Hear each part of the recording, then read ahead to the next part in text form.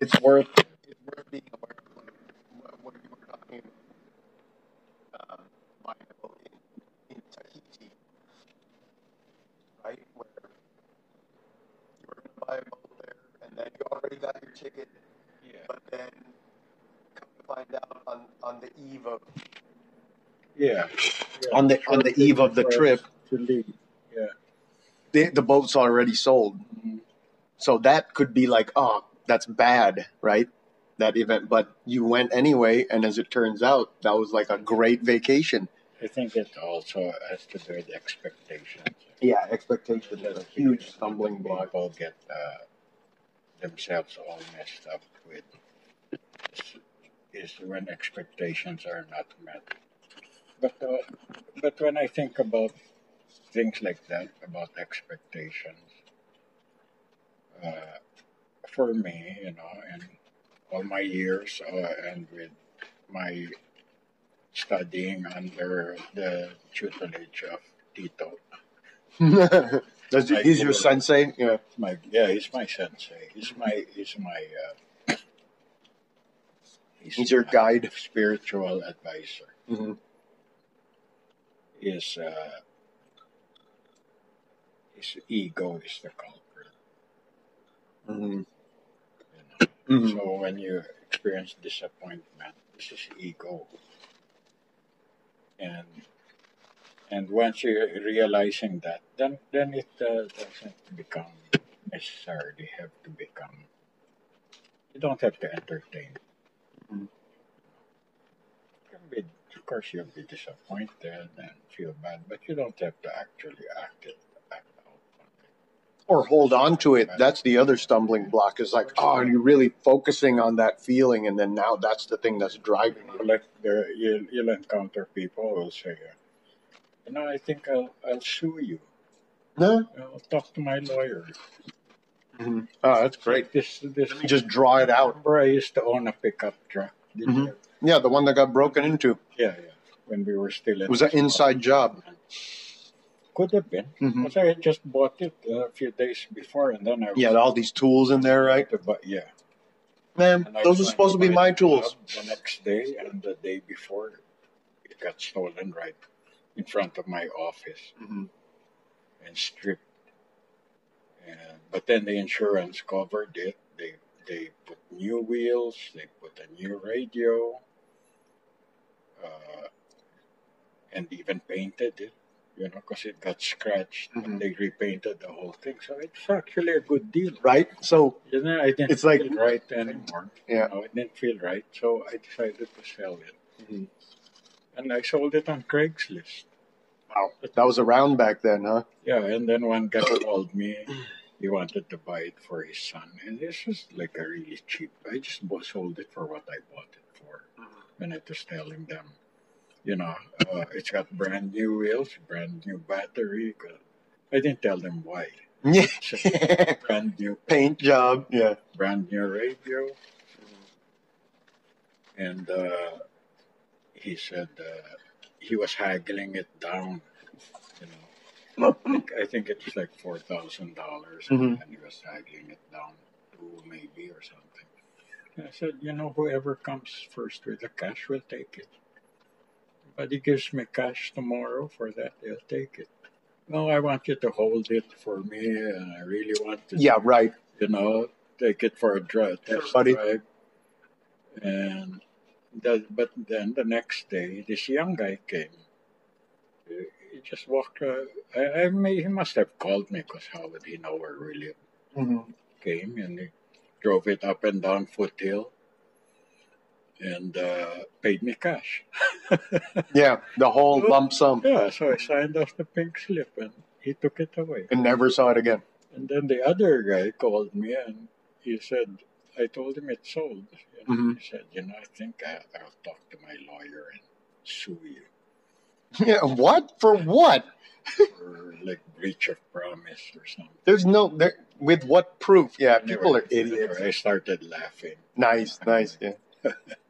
I really found it funny.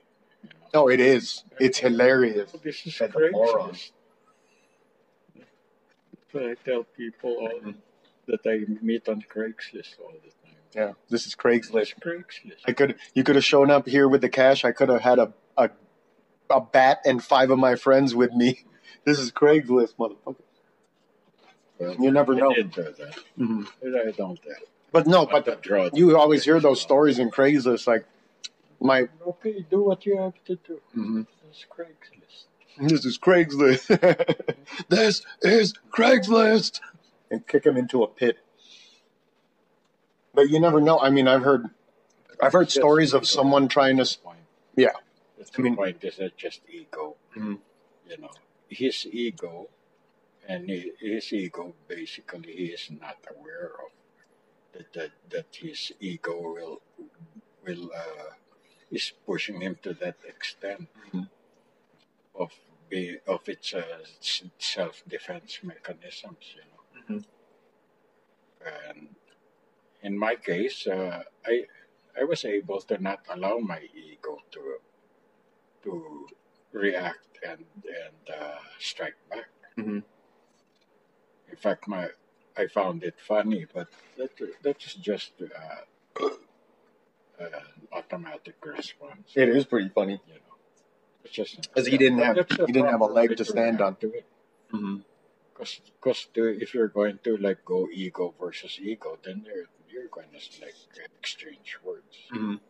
The other You said, you know, you're going to say stuff like that. Like, let's just draw this out. Let's start using fuck and stuff Yeah. like that, and you're inserting that into every other word. Mm-hmm. You know. Well, the other cool part of that story is it's kind of like the Tahiti trip where it's like something happened. It's really it's not bad or good. It's whatever, Mhm. however it matches up with your expectation. So you know your truck got stolen, it got stripped. That's bad. But then the insurance did up the whole thing. Now you're thinking that's good, you know. But you know, and tons of things in life are like that. Yeah. You know what I mean? Like, and you. Actually, a lot of things are like that. Mhm. But it's also really a matter of your perspective. If you even try to maintain a positive outlook, you'll see that a lot of positive, uh, even when tragedies occur, there are always blessings that comes out of it. Mhm. In fact, did you ever listen to? I wanted to ask you about that. Did you listen to your Lola's recording on Mhm. YouTube? You're the one about me, where she was talking about me. The one where Tito Mon, it's a Tito Mon title. Oh, I think I only Second. saw one. No, there's 3. Oh, okay. But in the third, unfortunately, Anne Marie started Coughing. Yeah, Yeah, that's the one that I was like, what in the hell? but she had a cold when she was doing that. I think that was in the winter. They went to Vancouver Mhm. for Christmas time. And she had a bad cold. So unfortunately, it got cut off. Mhm. Yeah. But the one she talks about me, Mhm. where she talks about how I had polio when Yeah. I was little. I remember. Yep, I remember you telling me that. And now It kind of affected your arm, right? she was, yeah, and Your leg. on right side. Mm-hmm. Even now, my right foot is a little smaller. But I miraculously, it's kind of a miracle that I recovered without any major Detriment. Yeah. external, yeah. Mhm. But I could never become athletic. Mhm. I like playing sports, but I could never become any kind of, good, whatever. You could never really get into being a jock. Yeah, I mean, I remember you were cycling a lot at one point. oh, now there I'm good at that. Mhm. That's one of those things that you just do, keep doing, and then eventually you get to this level where you suddenly level up. Mm-hmm. And Kind of have a breakthrough, from conditioning. You can just bike the whole day. I could do that, Mm-hmm. and I would still be able to bike the next day. Mm-hmm. You know, as You level up, yeah. Yeah, but That I remember. You even, I think, had the biking gear. Those like they had the flashy shirts. Yeah. they had the tight pants, Hmm. Yeah. and no, and I didn't have any special shoes, but I had those clips on my pedals. Hmm. Yeah. I And biked all the way to Antipolo. There was a time what was that trip? The Antipolo from, was it from Metro Quezon Manila City. from Quezon Yeah, to? we're from Timog. So what? How many miles was that? And it was, I know it's uphill because it's into the mountains, right? Yeah. Well, at some point, at first it's level, then down, and then you go up. Hmm. I'd say about, it's not really that far. Distance wise, maybe 15 kilometers, maybe about 10 miles. But that's as the crow flies, or the No, roads. Okay. But the wonderful part, the reward is coming back. Because it's all gravity. Yeah. Oh, you know, that's the sensation of flying. Hmm. And in those days, there wasn't much traffic on that road. So at night, I just turn on my headlamp. Just flying down that. Yeah. So beautiful. You know, and they take those turns. Like, Yeah. What are you doing? Putting your knee down and like kind of leaning to one side? But it's not a motorcycle. Yeah. Oh, you know what? I remember one time when you had like a really bad spill. Oh, Like from like a, well, I remember the story. I remember you were laying in bed. This is the memory. You were laying in bed and it looked like you just freaking, your whole torso was just, I mean, lacerated. Looked like a bear clawed you. I had scrapes, knee, I guess elbow, maybe. And I think I remember like asking you, like, I was like, what happened? You know, and you're just laying down like, I did. That's kind of crazy, but you know, in the Philippines, when it rains, it's actually a warm rain.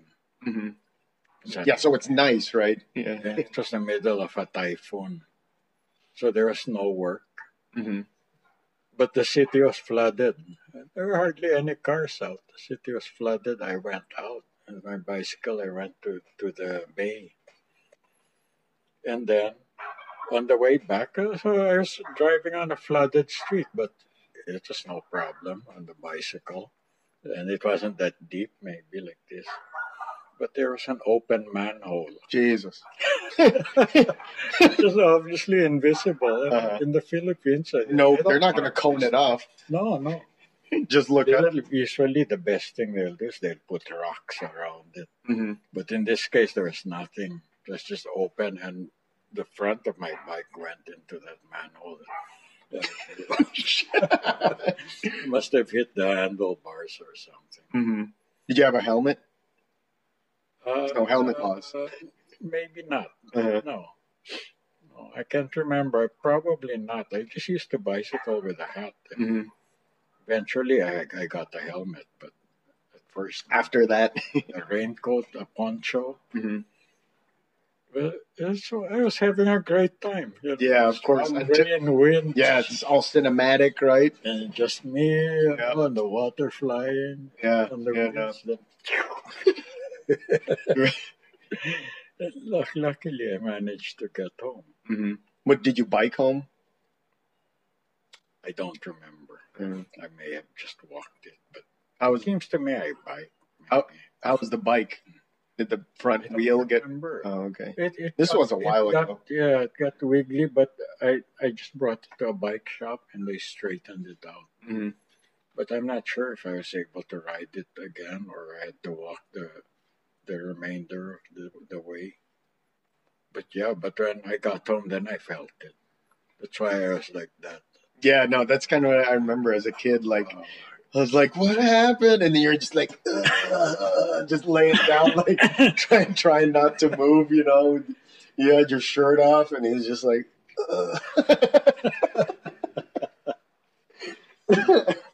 But yeah, no, that's what I remember. I used to bike a lot. And I used to I used to truck around on, you had like a little platform or something. Yeah. It wasn't a seat.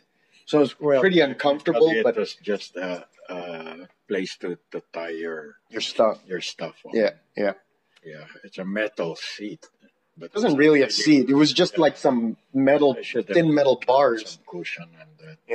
Yeah, I know. But I remember, I'd freaking we'd truck around on that, Yeah. and I would. Sometimes I'd have both you and Ron Where's Ron? here in front Oh, okay. on the Whoa! bar. Yeah.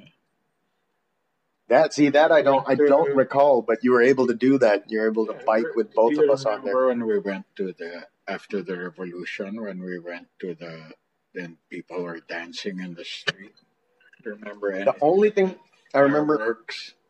was it at night. It had to be at night, right? Yeah. The only thing I About 9 remember o'clock. at night was we went to Malacanang Palace. Oh, that was after. Yeah, and then when we were driving there were people. I saw them walking away, and they were carrying a mess of stuff. Like one guy even had like some furniture on his back, and I was just thinking. I remember thinking like, "Oh, we're gonna get so much cool stuff. This is gonna be great." And then when we got there, they already had like some like soldiers or cops like standing on the steps. So I was pretty bummed because we weren't gonna get this free stuff. But I just remember thinking like, yeah, we were gonna go looting. But you're up on Gonna get some cool stuff. Armored personal carrier. Yeah, you remember that? No. Those are the only two glimpses that I have. I remember being in the car, we were driving, and then people were walking the opposite way we were driving, and they had stuff like obviously looted. And at some point, we just parked someplace and then walked in. Mm-hmm. And then that's kind of what I recall was like, we walk in, and then on the left, that's where the palace was and the steps. And they were like, it was like 3 rows of guards kind of guarding, they weren't letting people in anymore to take stuff. Yeah. And that's about it. I do remember it being at night. Yeah. Yeah, at night. Your mom and I and Marty, friend of ours, we had champagne first at home to toast the liberation, the victory, and then we went. But prior to that, and when we got to Malacanang, I put you up. The soldier actually lifted you up. I handed you to him, and then you got to stand on top of this. The APC? Yeah, the APC. It's like a tank. And it's really black, solid. painted black. Yeah. Mm-hmm. And, you hit that thing, it's like cement. Yeah. It's not like it's not like a can. Yeah, it's boom, boom, boom. Yeah. Solid. Anyway, prior to that,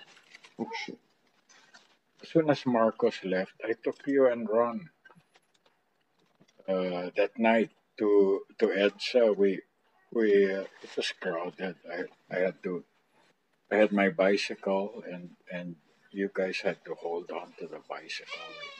Or no, you actually were sitting on it, and I was just pushing it along. Mm-hmm. Because it was crowded, people were dancing, and then they had fireworks. Don't really remember that, but I do remember the back of that bike was really uncomfortable. But you can put up with it. It's super uncomfortable. It's like, what's that? But yeah, no, to be continued.